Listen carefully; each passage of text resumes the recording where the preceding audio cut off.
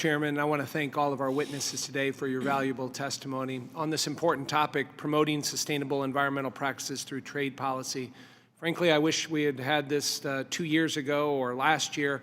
As everybody knows, we're on the cusp here, really the last opportunity to talk about trade before the Congress ends and the benefits of trade in Congress. And so I think I collectively, along with many of my colleagues, are frustrated that we haven't been able to move forward with bipartisan trade priorities this year, including, as has been talked about, the renewal of the Generalized System of Preferences, GSP, and miscellaneous tariff bill, MTB. It's been extremely frustrating and I think aggravating that we haven't been able to do that.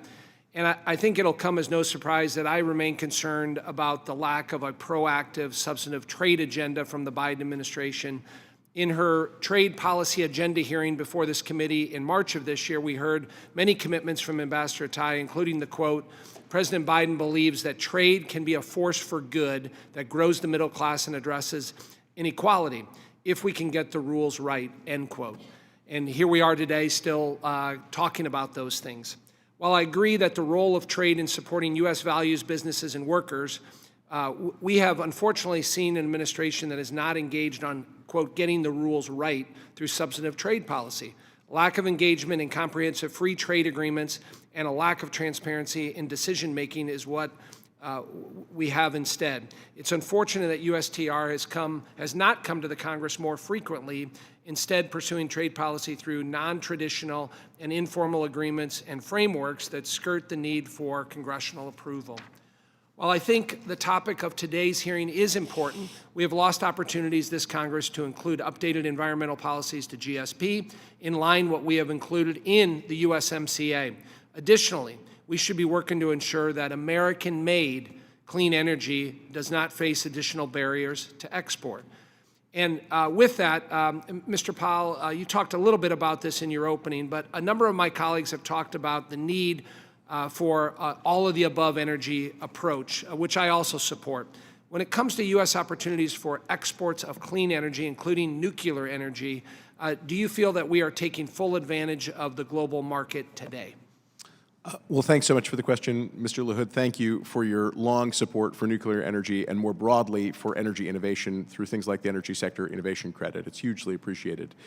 We are certainly not taking full advantage of the market that exists today globally.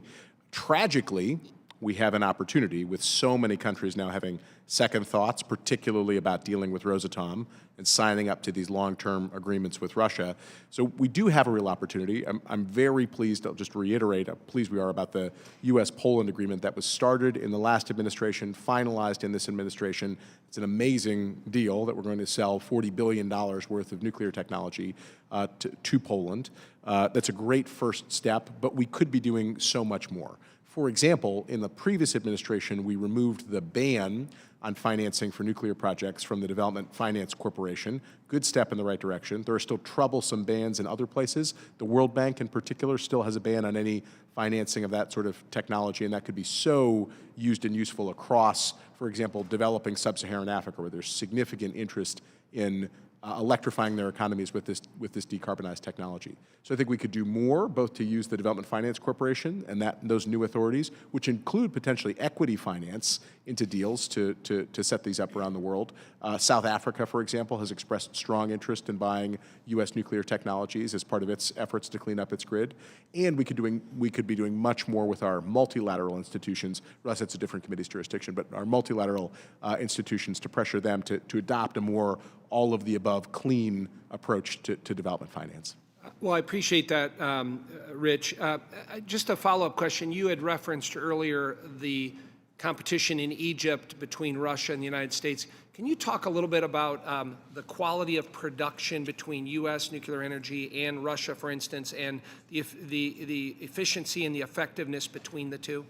So certainly our advanced technologies will outcompete Russian reactors. They have older style reactors. They're sort of battleship reactors. They've proven relatively reliable, so there's nothing to specifically worry about with Russian nuclear technology. What's much more worrying is about how they employ that technology geostrategically. It's almost like a virtual pipeline that they're putting to some other part of the world that they can't reach with a Gazprom pipeline to expand their influence. Because not only are they bringing turnkey financing with those deals, they then work in other security agreements around them. They often supply security forces to secure the reactors, which in some cases can mean the presence of Russian military on site. They're operating those reactors with Russian manuals, et cetera. So they really make a lot of dependency in those countries on continued engagement with Russia, which is, as we've seen, very problematic.